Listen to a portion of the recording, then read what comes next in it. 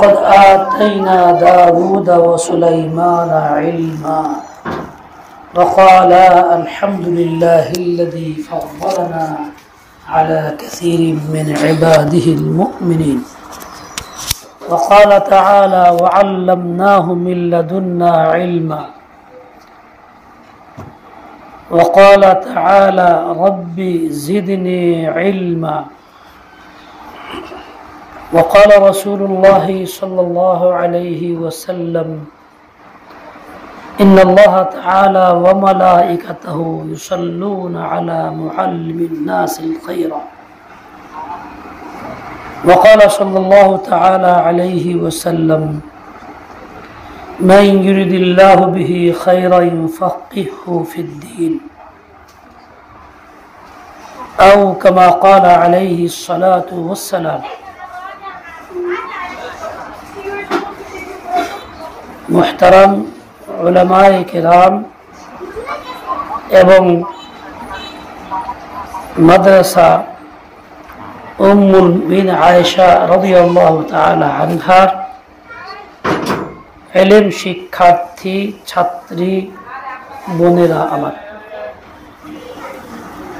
अल्लाह पाकेर शुक्र अल्लाह ताआला आज शाव्वालेर 12 तारीख शेषे 13 तारीखेर राते মাগরিবের পরে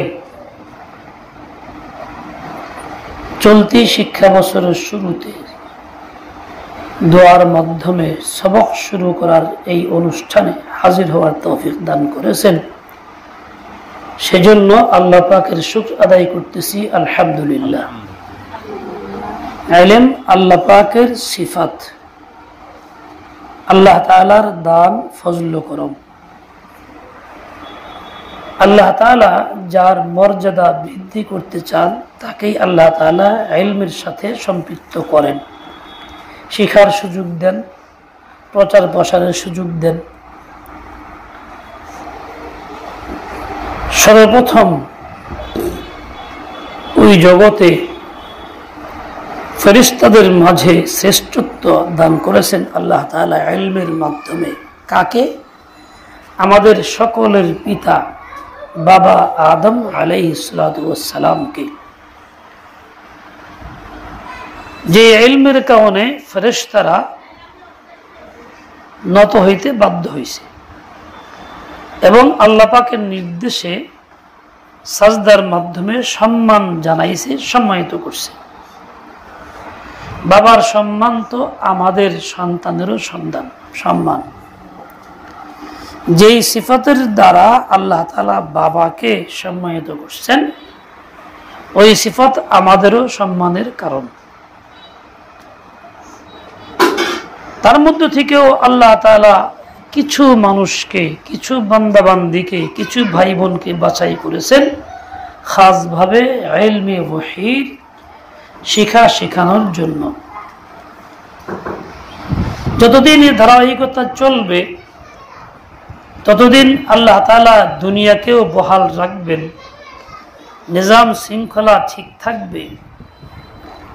ততদিন পর্যন্ত এই দুনিয়ার ভোগ বিলাসও ঠিক থাকবে।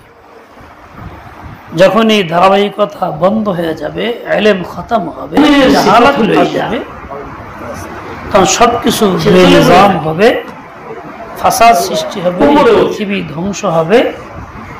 মানুষের এজন্য মাশায়েখ বলেন দুনিয়াদারদের দুনিয়া উপার্জন এবং তা ব্যবহার করা, আরাম করা, করার জন্য বড় ওসিলা হলো এই সমস্ত তালেবে ইলমরা যারা ইলমের চর্চা দিনরাত মশগুল। শাসনের অন্যদের বিলাসের সুযোগ যেমন যাদের কারণে হয়, ইনাদেরও রূহের সুখ এবং আরাম, ইনাদেরও তাদের মতো করে দুনিয়ার এই উপভোগ করার আল্লাহ তাআলা ইনাদেরকেও দেন। আল্লাহ পাক রব্বুল আলামিন তার জন্য মঙ্গলের ফয়সালা করেন, তাকে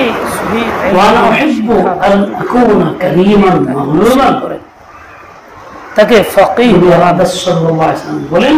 আমি চাই আমরা যারা এখানে আসছি, যদিও আমরা আমাদের থাকবো এবং নিচে চেতনা করছি, ওইরকম ইখলাস নিয়া এবং ওইভাবে বিশুদ্ধ নিয়ে আসতে পারি নাই, দুনিয়ার ক্ষেত্রে দ্বীনের জ্ঞান মুরব্বিদের নিয়তেই আমরা আসছি।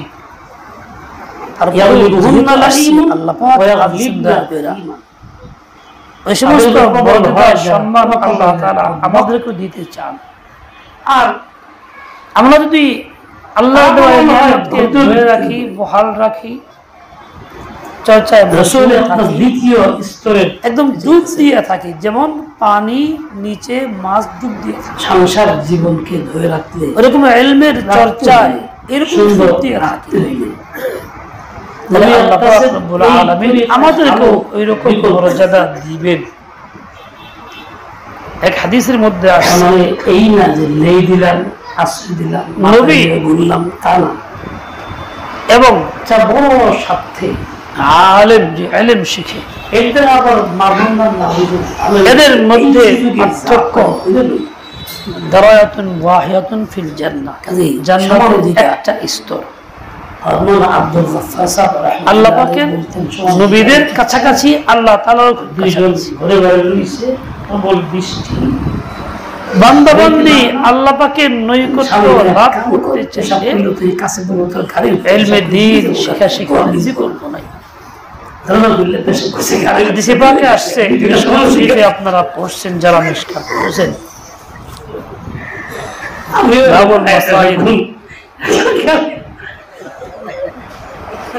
এর আওতায় আছে। কিছু লোক আসছে রাসূল আকরাম সাল্লাল্লাহু আলাইহি ওয়াসাল্লাম জিজ্ঞাসা করছে, দুনিয়ার মধ্যে সবচেয়ে শ্রেষ্ঠ জায়গা কোনটা? রাসূল আকরাম সাল্লাল্লাহু আলাইহি ওয়াসাল্লাম আমি তো জানি না, অপেক্ষা করি জিবরাইল জিজ্ঞাসা করব, জিবরাইল যে ওহী নিয়ে আসবে, যে জবাব দেবে আমি সেটা বলবো।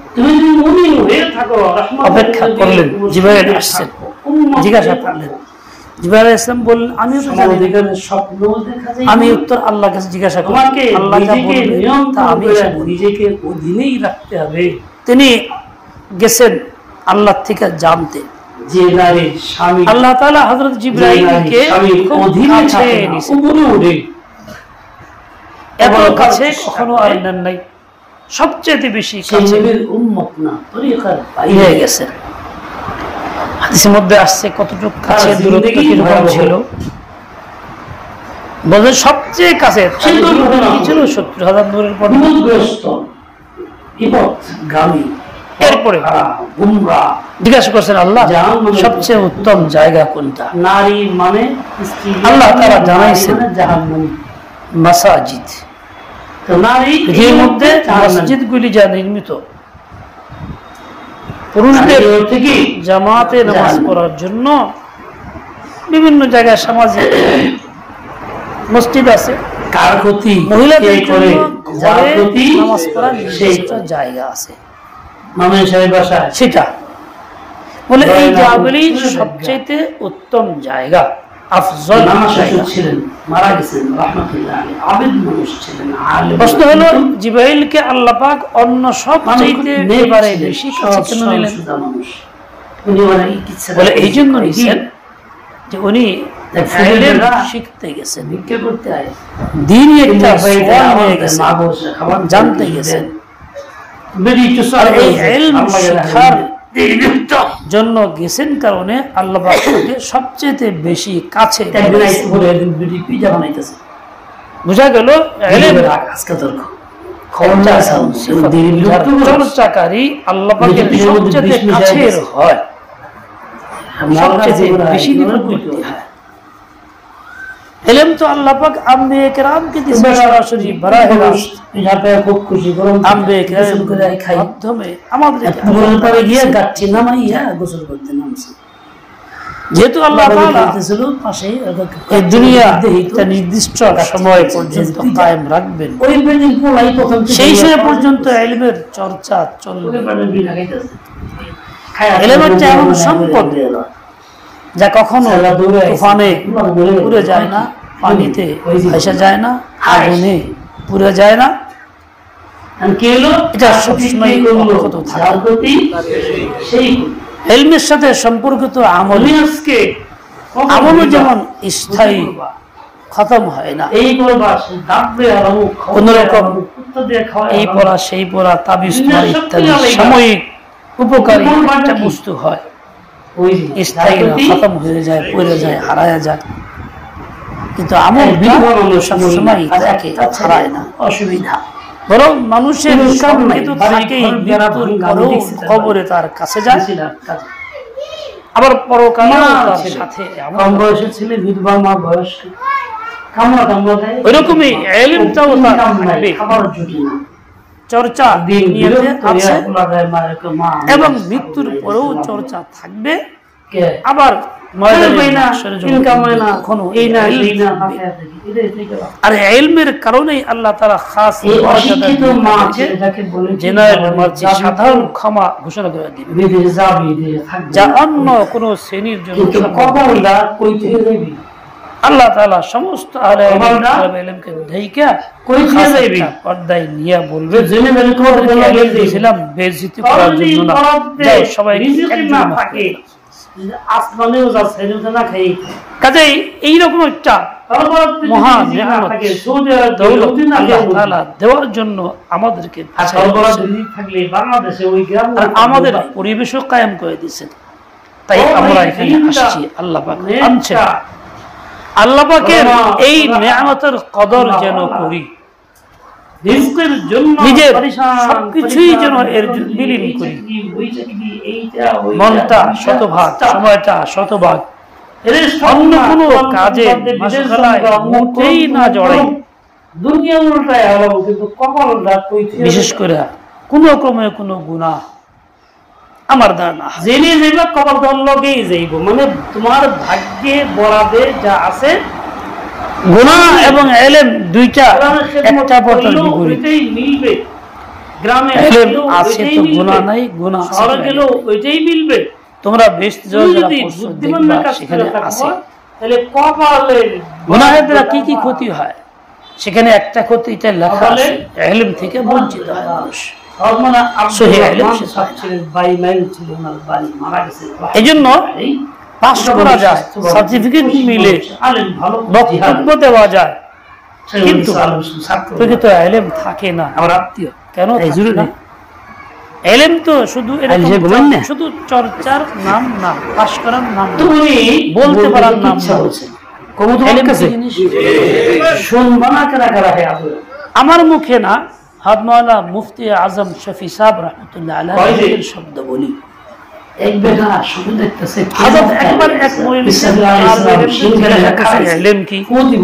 ইলমের অর্থ কি, এক একজনে এক একটা বলতেছিলেন। হযরত বললেন না, इल्म वो नूर है जिसके हासिल होने के बाद बगैर अमल के चैन न रहे। ওই নূরকে ইলম বলে যে নূর হাসিল হওয়ার পরে আমল ছাড়া কোনো ক্রমেই শান্তি মিলে না। সেই আমলের জন্যই আমল ছাড়া থাকতেই পারে না। আজকে আমাদের অনেকের নামে অনেক ইলমের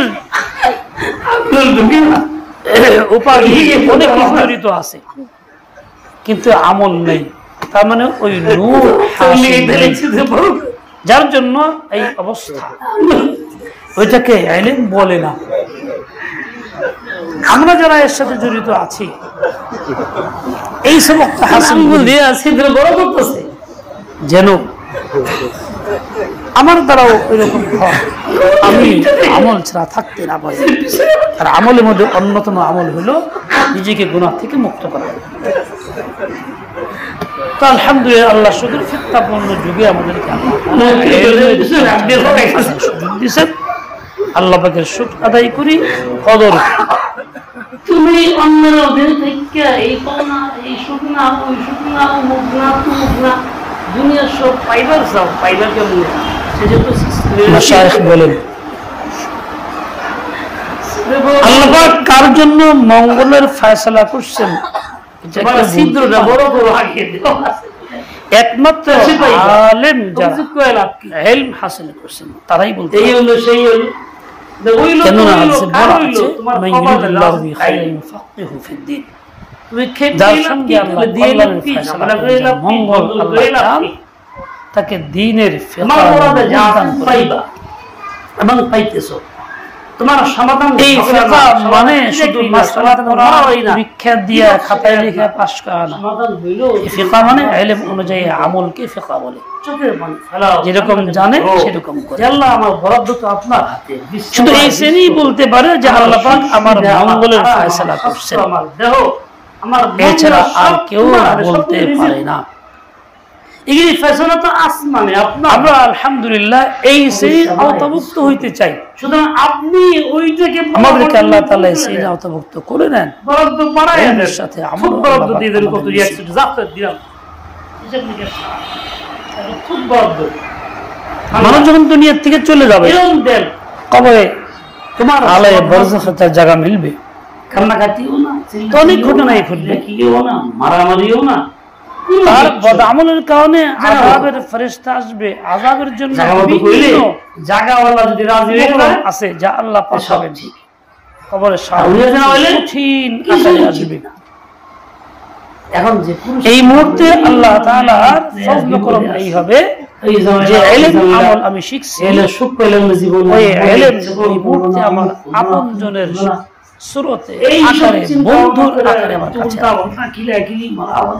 আমার নিরবতা ভাঙবে মানে আপনি সব কিছু বানায় বন্ধুর সাথে মানুষ কত আলাপ করে সময় কাটায় তবে দিনে হেজেটি আপনি ওই মুহূর্তে বন্ধু হবে আমার ইলম বানাইছে একজন বানানেওয়ালা কে শুধু তাই না আমি কেমনে এই সমস্ত জিনিসে যায় মালিকের কীট পতঙ্গ শাস্তির কারণ মালিকের সিদ্ধা করে আমার কাছে আসবে ওই ইলম সেইগুলিকে প্রতিহত করবে না কুত্তার মালিকরে করা লাগে ইলম আমার কবরের আযাব থেকেও মুক্তির ওসিলা বড় ঢাল দুঃখের কোনো বাড়িতে দুনিয়াতেও এই ইলম আমাকে ঈমান আমল রক্ষা করে বিপদ থেকে বাঁচায় কুত্তার যতই গালি দেন কুত্তাকে শুনবো ইলম না থাকলে মানুষ যে ফাসাদে পড়ে মালিকের কল ভাই চিন্তায় পড়ে প্রসঙ্গে একটা কথা বললেই আসছে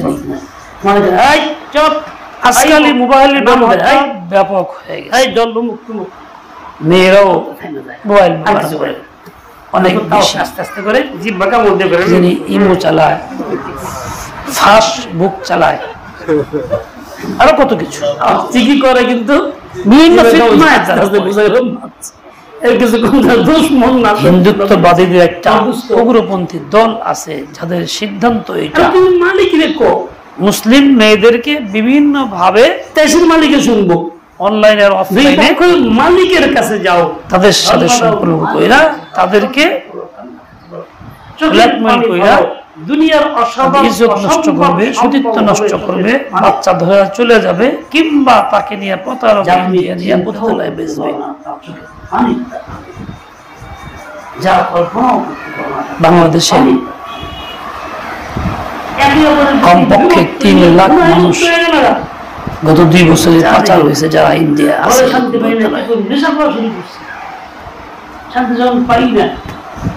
এই সবগুলি তাদের শিকার মুসলিম মেয়েরা যারা এইসব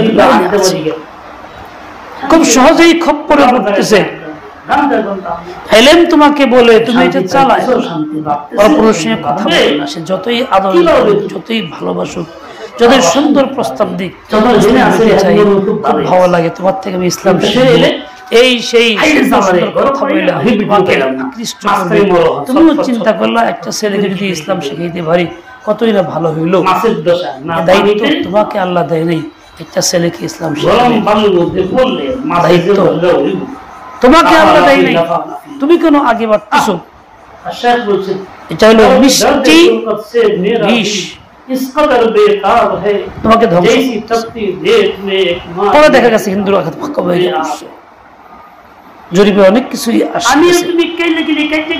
ঠিক মুসলিম ছেলেরাও মাদ্রাসা পড়ো অনেক মেয়েরা মুহাব্বতের বিভিন্ন ভাবে লাঞ্ছিত হইতেছে, সতীত্ব নষ্ট করতেছে, আমাদের বিপদ আসতেছে। যেমন গরম বালুর মধ্যে লাফালাফি করতেছে, ও নিজেকে শান্তি পাইতেছে না। আমার ইলম অনুযায়ী আমল নাই, কারণে ইলম নাই। আমি এতে ওইরকমই হই। তারা গুনাহে জড়ায় গেছে, জীবন শেষ করে ফেলছে। একবার সতীত্ব নষ্ট হয়ে গেলে সংশোধন করে ঠিক করা যায় না। গেল তো গেল।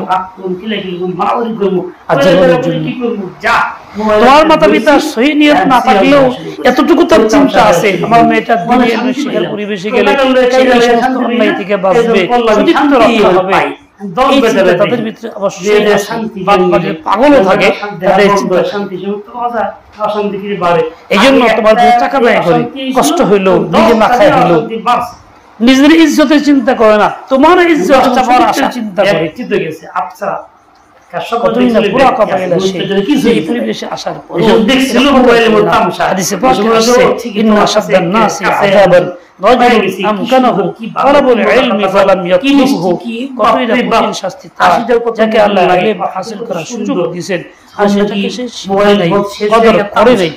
সুন্দর কি লাগে কঠিন শাস্তি, দুনিয়াতেও তুমি শাস্তি মুখে পড়লা, লজ্জিত হইলা। ইলম তো ইজ্জতের জন্য ছিল,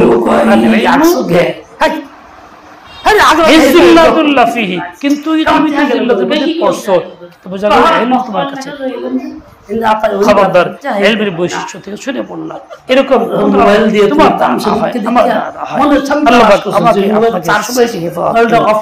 সবচেয়ে বড়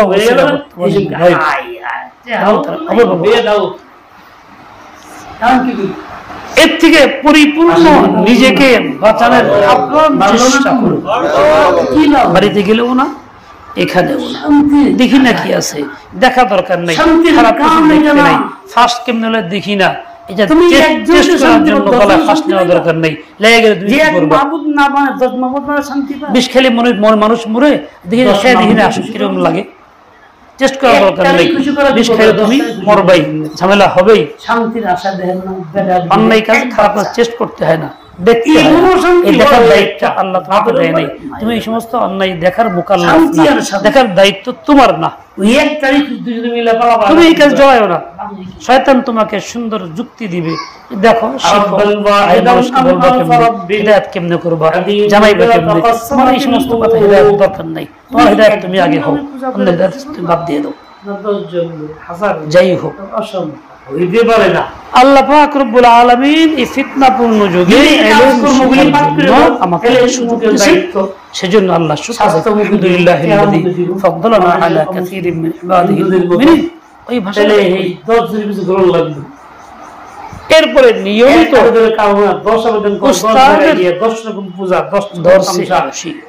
উস্তাদ থেকে হাসিল করি, নিজেকে সম্পূর্ণ মুহতাজ বানাইয়া শতভাগ মনোযোগ দিয়া বসি, বুঝার চেষ্টা করি। আজকাল একটা উস্তাদের কথার দিকে মন কম, মানুষ ধোঁকা খায়, পরস্পরে বসে বসে চুল চলে না, মাথা সাফ করা, গল্প গুজব করা, মুখ নিয়ে ব্যস্ত হয়ে গেছে, নোটমুখী। এর দ্বারা কিছু বিষয় মুখস্থ করা যাইব, ঠিক সেই বুঝ তার পয়দা হবে। কিতাব তো ওদের এলেম আসবে না,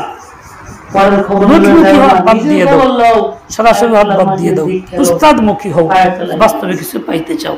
আমার নোট ছিল না, নোটমুখী ছিলাম না, আলহামদুলিল্লাহ আল্লাহ পাক আমার প্রতি এখনো চালাইতেছেন। যার নোটমুখী আজকে এক আলেম আসছে এক মাদ্রাসার জন্য, তো আমার সামনে আসছে, চলে কিনা আমি জিজ্ঞাসা করছি, একটা কথাও সে বলতে পারে, শুধু নাই হইল তা না, এরপরে কোনো কিছুই সে বলতে পারলো না, অথচ খুব নাম করা অভ্যাসে করতেই থাকবে। তো এই এলেমটা একবার এরকম দাঁড়াইতেছে, নোটমুখী না হবো না, এটাই নিশাতে সরামুখী না হও, উস্তাদমুখী হোক, মধ্যে এই দেখতে যায় উত্তম কাজ হবে কিতাব থেকে কিতাব ভালো করা।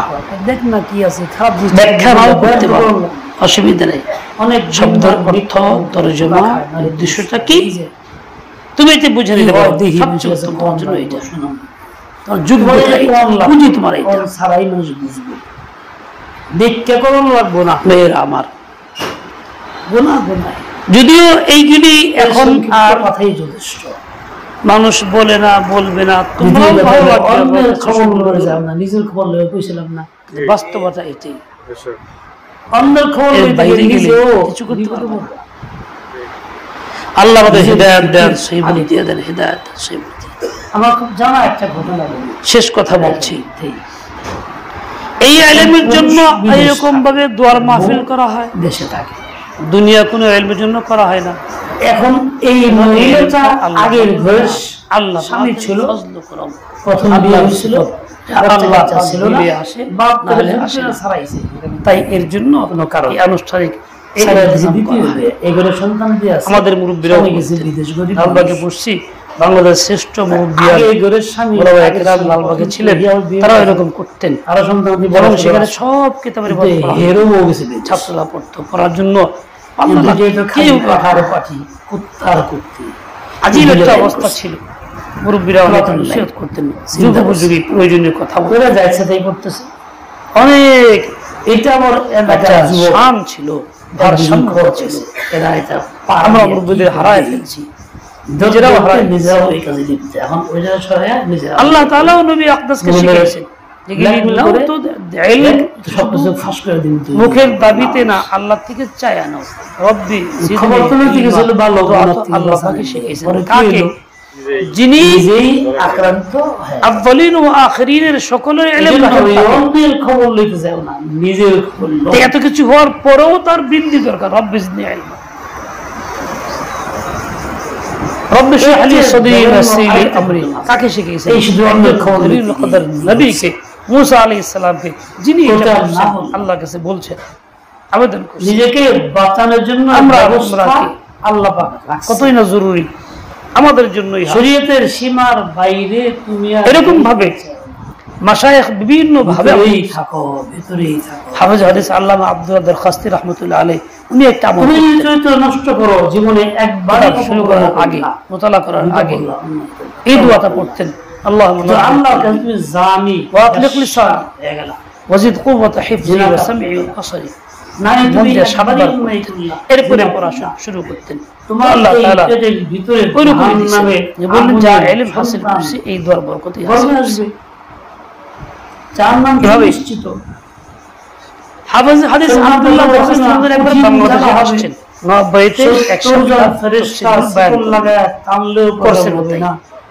বাংলাদেশের পিজি হুজুর রহমাতুল্লাহ আলাইহিকে তুমি যে চোখ দিয়ে দেখলা পরকে, সেই চোখে ওখানে যাওয়ার জন্য একজন বড় আলেম দোয়া গরম শুনতেন না। পিজি হুজুর দূরে বাংলাদেশে কারো ওয়াজ শোনার লোক নাই। যে হাত দিয়া ছুঁইলা, ছোঁয়ার সুযোগ দিলা, ওয়াজের নামে অন্য কিছু হয়, এখন তো একদম মোটেই নেই, আগুন জ্বলতেই থাকবে। আসেন না আজকে দেখেন না একটু বাস্তবে আছে কি হইলেই সহ্য হয় না, আড়ালে গিয়ে চুপচাপ ওরা পরিচয় দিবি না আমার, আর জাহান্নামের পিছনে বসে যখন জ্বলে তখন আড়াই ঘন্টা সে শোনার পরে বলছেন আসলে এটার নাম কি একবার ভাবে দেখলাম বাইরে দেখে কোথাও আসি না। তারপরে প্রতিদিন উনি গেছেন চুপচাপ, খবর নিতে যাও না। এই যে ইলম হাসিল করছেন, এই ইলমগুলি কোত্থেকে? যারা এই আল্লাহর কাছ থেকে সম্পর্ক আল্লাহ তাআলার সাথে ছিল, আল্লাহর কাছে বইলা শুরু করতেন, আর আল্লাহ তাআলা ইলমের পড়া ভিতরে দিয়ে দিতেন, চলতে থাকে। নিতে গেলেই নিজেই বেঘর হয়ে যায়। তুমি যদি আজকে এই জাহিরি মেহনত, এই জন্য খুব সাবধান, খুব সাবধান দোয়া করো, সম্পর্ক আল্লাহর সাথে গভীর করো, ওইরকমই হবে। আবার আল্লাহ বলছেন আল্লাহর ইলম খারাপ সীমাহীন, সীমাহীন ইলমের সাথে তোমার সম্পর্ক হবে, আল্লাহ করায় দিবেন, তখন দেখবা এই জন্য মেহনত পরেও তুমি আল্লাহ পাকের কাজের জন্য তুমি আল্লাহমুখী হও, আল্লাহ থেকেই চায়া নাও। দুনিয়ার তার জন্য মেহনত বেশি করতে হয়, সে যদি মুদাওয়াতের সাথে এই দোয়া কাজ খায়ের করে বেশি করতে হয়, নিয়মিত, কান্নাকাটি বেশি করতে হয়, অবশ্যই সে তারপরে যদি আল্লাহকে হাসিল হয় পাইবে। তো ইলমের জন্য তা করতে হবে না, কেন অহংকারী এবং দয়ালু। তুমি তাও করো। যাই হোক, কিন্তু যদি এটা অনুভূতি এই জন্যই উৎপাদন না হয়, এই দোয়ার মাধ্যমে গর্ব সেটা করা হয়। ভালো আমরাও তাই এই করতেছি দোয়ার মাধ্যমে। এখানে মুহতামিম সাহেব কুরসি আছেন, দেহালে কুরসি মুগলে তার শাস্তি